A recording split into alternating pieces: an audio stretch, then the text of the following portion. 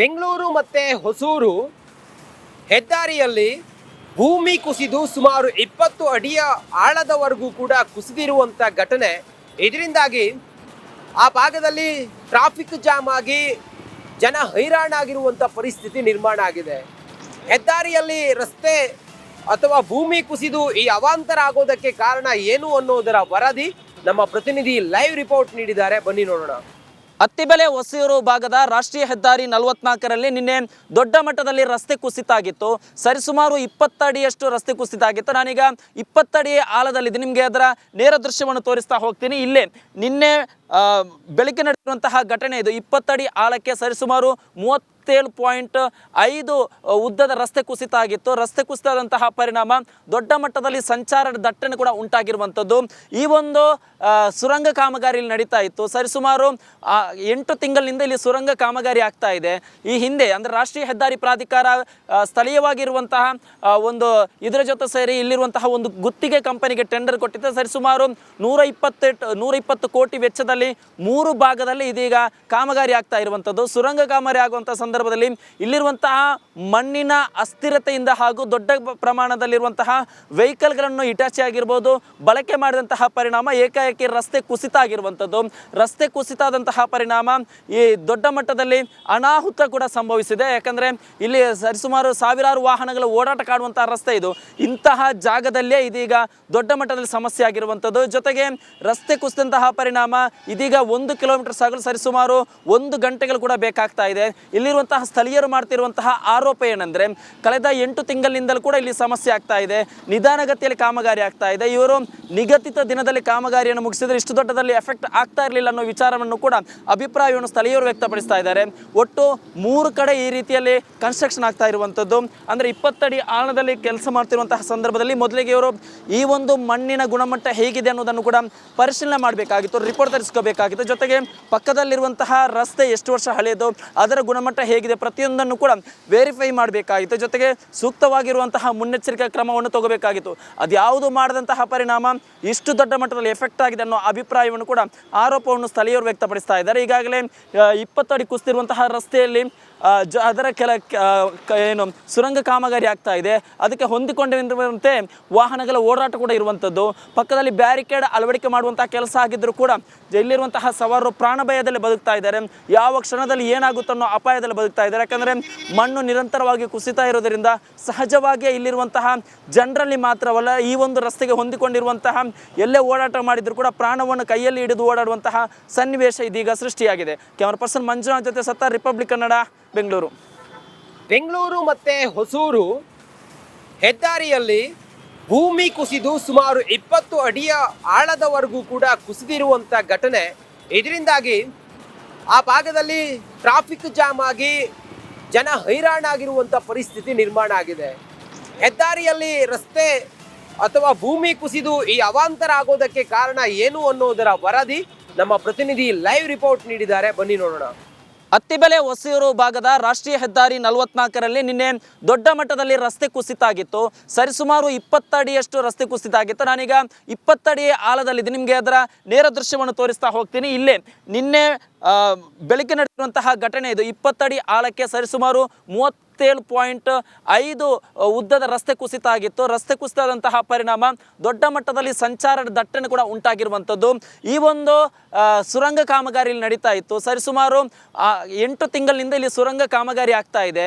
ಈ ಹಿಂದೆ ಅಂದರೆ ರಾಷ್ಟ್ರೀಯ ಹೆದ್ದಾರಿ ಪ್ರಾಧಿಕಾರ ಸ್ಥಳೀಯವಾಗಿರುವಂತಹ ಒಂದು ಇದರ ಜೊತೆ ಸೇರಿ ಇಲ್ಲಿರುವಂತಹ ಒಂದು ಗುತ್ತಿಗೆ ಕಂಪನಿಗೆ ಟೆಂಡರ್ ಕೊಟ್ಟಿದೆ. ಸರಿಸುಮಾರು 120 ಕೋಟಿ ವೆಚ್ಚದಲ್ಲಿ 3 ಭಾಗದಲ್ಲಿ ಇದೀಗ ಕಾಮಗಾರಿ ಆಗ್ತಾ ಇರುವಂಥದ್ದು. ಸುರಂಗ ಕಾಮಗಾರಿ ಆಗುವಂತಹ ಸಂದರ್ಭದಲ್ಲಿ ಇಲ್ಲಿರುವಂತಹ ಮಣ್ಣಿನ ಅಸ್ಥಿರತೆಯಿಂದ ಹಾಗೂ ದೊಡ್ಡ ಪ್ರಮಾಣದಲ್ಲಿರುವಂತಹ ವೆಹಿಕಲ್ಗಳನ್ನು ಇಟಾಚಿ ಆಗಿರ್ಬೋದು ಬಳಕೆ ಮಾಡಿದಂತಹ ಪರಿಣಾಮ ಏಕಾಏಕಿ ರಸ್ತೆ ಕುಸಿತ ಆಗಿರುವಂಥದ್ದು.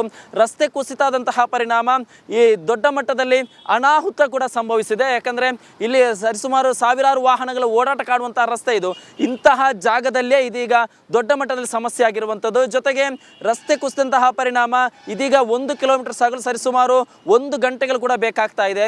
ಇಲ್ಲಿರುವಂತಹ ಸ್ಥಳೀಯರು ಮಾಡ್ತಿರುವಂತಹ ಆರೋಪ ಏನಂದ್ರೆ ಕಳೆದ 8 ತಿಂಗಳಿನಿಂದಲೂ ಕೂಡ ಇಲ್ಲಿ ಸಮಸ್ಯೆ ಆಗ್ತಾ ಇದೆ, ನಿಧಾನಗತಿಯಲ್ಲಿ ಕಾಮಗಾರಿ ಆಗ್ತಾ ಇದೆ. ಇವರು ನಿಗದಿತ ದಿನದಲ್ಲಿ ಕಾಮಗಾರಿಯನ್ನು ಮುಗಿಸಿದ್ರೆ ಇಷ್ಟು ದೊಡ್ಡದಲ್ಲಿ ಎಫೆಕ್ಟ್ ಆಗ್ತಾ ಇರಲಿಲ್ಲ ಅನ್ನೋ ವಿಚಾರವನ್ನು ಕೂಡ ಅಭಿಪ್ರಾಯವನ್ನು ಸ್ಥಳೀಯರು ವ್ಯಕ್ತಪಡಿಸ್ತಾ ಇದ್ದಾರೆ. ಒಟ್ಟು 3 ಕಡೆ ಈ ರೀತಿಯಲ್ಲಿ ಕನ್ಸ್ಟ್ರಕ್ಷನ್ ಆಗ್ತಾ ಇರುವಂಥದ್ದು. ಅಂದರೆ 20 ಅಡಿ ಆಳದಲ್ಲಿ ಕೆಲಸ ಮಾಡ್ತಿರುವಂತಹ ಸಂದರ್ಭದಲ್ಲಿ ಮೊದಲಿಗೆ ಇವರು ಈ ಒಂದು ಮಣ್ಣಿನ ಗುಣಮಟ್ಟ ಹೇಗಿದೆ ಅನ್ನೋದನ್ನು ಕೂಡ ಪರಿಶೀಲನೆ ಮಾಡಬೇಕಾಗಿತ್ತು, ರಿಪೋರ್ಟ್ ತರಿಸ್ಕೋಬೇಕಾಗಿತ್ತು. ಜೊತೆಗೆ ಪಕ್ಕದಲ್ಲಿರುವಂತಹ ರಸ್ತೆ ಎಷ್ಟು ವರ್ಷ ಹಳೆಯದು, ಅದರ ಗುಣಮಟ್ಟ ಹೇಗಿದೆ, ಪ್ರತಿಯೊಂದನ್ನು ಕೂಡ ವೆರಿಫೈ ಮಾಡಬೇಕಾಗಿತ್ತು. ಜೊತೆಗೆ ಸೂಕ್ತವಾಗಿರುವಂತಹ ಮುನ್ನೆಚ್ಚರಿಕೆ ಕ್ರಮವನ್ನು ತಗೋಬೇಕಾಗಿತ್ತು. ಅದ್ಯಾವುದು ಮಾಡದಂತಹ ಪರಿಣಾಮ ಇಷ್ಟು ದೊಡ್ಡ ಮಟ್ಟದಲ್ಲಿ ಎಫೆಕ್ಟ್ ಆಗಿದೆ ಅನ್ನೋ ಅಭಿಪ್ರಾಯವನ್ನು ಕೂಡ ಆರೋಪವನ್ನು ಸ್ಥಳೀಯರು ವ್ಯಕ್ತಪಡಿಸ್ತಾ ಇದ್ದಾರೆ. ಈಗಾಗಲೇ 20 ಅಡಿ ಕುಸಿದಿರುವಂತಹ ರಸ್ತೆಯಲ್ಲಿ ಅದರ ಏನು ಸುರಂಗ ಕಾಮಗಾರಿ ಆಗ್ತಾ ಇದೆ. ಅದಕ್ಕೆ ಹೊಂದಿಕೊಂಡಿರುವಂತೆ ವಾಹನಗಳ ಓಡಾಟ ಕೂಡ ಇರುವಂಥದ್ದು. ಪಕ್ಕದಲ್ಲಿ ಬ್ಯಾರಿಕೇಡ್ ಅಳವಡಿಕೆ ಮಾಡುವಂತಹ ಕೆಲಸ ಆಗಿದ್ದರೂ ಕೂಡ ಇಲ್ಲಿರುವಂತಹ ಸವಾರರು ಪ್ರಾಣ ಭಯದಲ್ಲಿ ಬದುಕ್ತಾ ಇದ್ದಾರೆ. ಯಾವ ಕ್ಷಣದಲ್ಲಿ ಏನಾಗುತ್ತೋ ಅನ್ನೋ ಅಪಾಯದಲ್ಲಿ ಬದುಕ್ತಾ ಇದ್ದಾರೆ. ಯಾಕಂದರೆ ಮಣ್ಣು ನಿರಂತರವಾಗಿ ಕುಸಿತಾ ಇರೋದರಿಂದ ಸಹಜವಾಗಿಯೇ ಇಲ್ಲಿರುವಂತಹ ಜನರಲ್ಲಿ ಮಾತ್ರವಲ್ಲ, ಈ ಒಂದು ರಸ್ತೆಗೆ ಹೊಂದಿಕೊಂಡಿರುವಂತಹ ಎಲ್ಲೇ ಓಡಾಟ ಮಾಡಿದ್ರು ಕೂಡ ಪ್ರಾಣವನ್ನು ಕೈಯಲ್ಲಿ ಹಿಡಿದು ಓಡಾಡುವಂತಹ ಸನ್ನಿವೇಶ ಇದೀಗ ಸೃಷ್ಟಿಯಾಗಿದೆ. ಕ್ಯಾಮರಾ ಪರ್ಸನ್ ಮಂಜುನಾಥ್ ಜೊತೆ ಸತ್ತಾರ್, ರಿಪಬ್ಲಿಕ್ ಕನ್ನಡ, ಬೆಂಗಳೂರು ಮತ್ತೆ ಹೊಸೂರು ಹೆದ್ದಾರಿಯಲ್ಲಿ ಭೂಮಿ ಕುಸಿದು ಸುಮಾರು 20 ಅಡಿಯ ಆಳದವರೆಗೂ ಕೂಡ ಕುಸಿದಿರುವಂಥ ಘಟನೆ. ಇದರಿಂದಾಗಿ ಆ ಭಾಗದಲ್ಲಿ ಟ್ರಾಫಿಕ್ ಜಾಮ್ ಆಗಿ ಜನ ಹೈರಾಣಾಗಿರುವಂಥ ಪರಿಸ್ಥಿತಿ ನಿರ್ಮಾಣ ಆಗಿದೆ. ಹೆದ್ದಾರಿಯಲ್ಲಿ ರಸ್ತೆ ಅಥವಾ ಭೂಮಿ ಕುಸಿದು ಈ ಅವಾಂತರ ಆಗೋದಕ್ಕೆ ಕಾರಣ ಏನು ಅನ್ನೋದರ ವರದಿ ನಮ್ಮ ಪ್ರತಿನಿಧಿ ಲೈವ್ ರಿಪೋರ್ಟ್ ನೀಡಿದ್ದಾರೆ. ಬನ್ನಿ ನೋಡೋಣ. ಅತ್ತಿಬೆಲೆ ಹೊಸೂರು ಭಾಗದ ರಾಷ್ಟ್ರೀಯ ಹೆದ್ದಾರಿ 44ರಲ್ಲಿ ನಿನ್ನೆ ದೊಡ್ಡ ಮಟ್ಟದಲ್ಲಿ ರಸ್ತೆ ಕುಸಿತ ಆಗಿತ್ತು. ಸರಿಸುಮಾರು 20 ಅಡಿಯಷ್ಟು ರಸ್ತೆ ಕುಸಿತ ಆಗಿತ್ತು. ನಾನೀಗ 20 ಅಡಿ ಆಳದಲ್ಲಿದೆ, ನಿಮಗೆ ಅದರ ನೇರ ದೃಶ್ಯವನ್ನು ತೋರಿಸ್ತಾ ಹೋಗ್ತೀನಿ. ಇಲ್ಲೇ ನಿನ್ನೆ ಬೆಳಗ್ಗೆ ನಡೆದಿರುವಂತಹ ಘಟನೆ ಇದು. 20 ಅಡಿ ಆಳಕ್ಕೆ ಸರಿಸುಮಾರು 37.5 ಉದ್ದದ ರಸ್ತೆ ಕುಸಿತ ಆಗಿತ್ತು. ರಸ್ತೆ ಕುಸಿತದಂತಹ ಪರಿಣಾಮ ದೊಡ್ಡ ಮಟ್ಟದಲ್ಲಿ ಸಂಚಾರದ ದಟ್ಟಣೆ ಕೂಡ ಉಂಟಾಗಿರುವಂಥದ್ದು. ಈ ಒಂದು ಸುರಂಗ ಕಾಮಗಾರಿಯಲ್ಲಿ ನಡೀತಾ ಇತ್ತು. ಸರಿಸುಮಾರು 8 ತಿಂಗಳಿನಿಂದ ಇಲ್ಲಿ ಸುರಂಗ ಕಾಮಗಾರಿ ಆಗ್ತಾ ಇದೆ.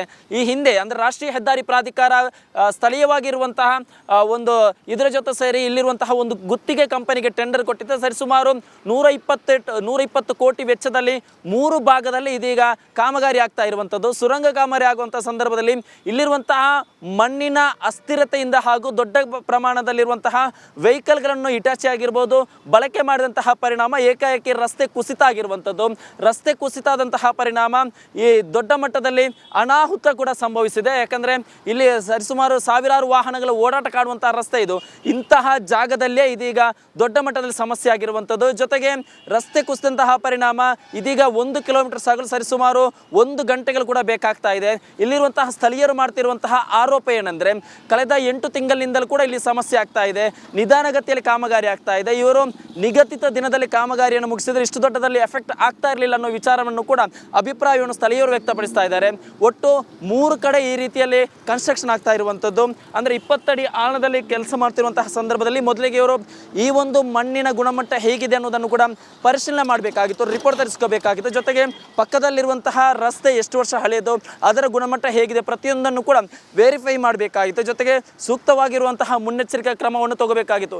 ಅದ್ಯಾವುದು ಮಾಡದಂತಹ ಪರಿಣಾಮ ಇಷ್ಟು ದೊಡ್ಡ ಮಟ್ಟದಲ್ಲಿ ಎಫೆಕ್ಟ್ ಆಗಿದೆ ಅನ್ನೋ ಅಭಿಪ್ರಾಯವನ್ನು ಕೂಡ ಆರೋಪವನ್ನು ಸ್ಥಳೀಯರು ವ್ಯಕ್ತಪಡಿಸ್ತಾ ಇದ್ದಾರೆ. ಈಗಾಗಲೇ 20 ಅಡಿ ಕುಸಿದಿರುವಂತಹ ರಸ್ತೆಯಲ್ಲಿ ಅದರ ಏನು ಸುರಂಗ ಕಾಮಗಾರಿ ಆಗ್ತಾ ಇದೆ.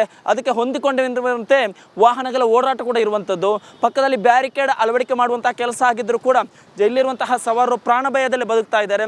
ಯಾವ ಕ್ಷಣದಲ್ಲಿ ಏನಾಗುತ್ತೋ ಅನ್ನೋ ಅಪಾಯದಲ್ಲಿ ಬದುಕ್ತಾ ಇದ್ದಾರೆ. ಯಾಕಂದರೆ ಮಣ್ಣು ನಿರಂತರವಾಗಿ ಕುಸಿತಾ ಇರೋದರಿಂದ ಸಹಜವಾಗಿಯೇ ಇಲ್ಲಿರುವಂತಹ ಜನರಲ್ಲಿ ಮಾತ್ರವಲ್ಲ, ಈ ಒಂದು ರಸ್ತೆಗೆ ಹೊಂದಿಕೊಂಡಿರುವಂತಹ ಎಲ್ಲೇ ಓಡಾಟ ಮಾಡಿದ್ರು ಕೂಡ ಪ್ರಾಣವನ್ನು ಕೈಯಲ್ಲಿ ಹಿಡಿದು ಓಡಾಡುವಂತಹ ಸನ್ನಿವೇಶ ಇದೀಗ ಸೃಷ್ಟಿಯಾಗಿದೆ. ಕ್ಯಾಮರಾ ಪರ್ಸನ್ ಮಂಜುನಾಥ್ ಜೊತೆ ಸತ್ತಾರ್, ರಿಪಬ್ಲಿಕ್ ಕನ್ನಡ, ಬೆಂಗಳೂರು.